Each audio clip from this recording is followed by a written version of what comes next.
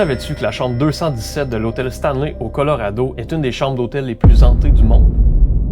Aujourd'hui, pour une petite dose de paranormal, je vous amène à l'hôtel Stanley au Colorado. Donc l'hôtel Stanley a ouvert en 1909. C'était supposé être un resort de luxe dans les Rocheuses, mais rapidement, l'ambiance a commencé à changer et les clients ont commencé à expérimenter des choses, disons, paranormales. En 1911, une employée du nom de Elizabeth Wilson est entrée dans la chambre 217 avec une lampe à l'huile. Une fuite de gaz a causé une explosion qui l'a projetée à travers le plancher. Miraculeusement, la dame a survécu, mais est décédée plusieurs années plus tard. Donc plusieurs personnes croit que son esprit reste attaché à la chambre. Donc depuis, les clients racontent que leur valise se déplace toute seule, que les lumières s'allument et s'éteignent, et même que la porte de leur chambre se verrouille d'elle-même. Le plus creepy là-dedans, c'est que certains hommes qui sont allés sur place et qui ont dormi seuls dans la chambre racontaient avoir eu une espèce de sentiment comme quoi une présence féminine s'était assise près d'eux et même couchée dans leur lit. C'était comme si Elizabeth était présente avec ces hommes-là et qu'elle veillait sur eux. En 1974, le très célèbre auteur Stephen King lui-même a passé une nuit dans cette chambre. Il aurait vu que son fils courait dans les corridors, dans les couloirs de l'hôtel et qui était poursuivi par une espèce de créature maléfique. C'est ce cauchemar-là, en fait, qui a donné naissance à l'inspiration pour le film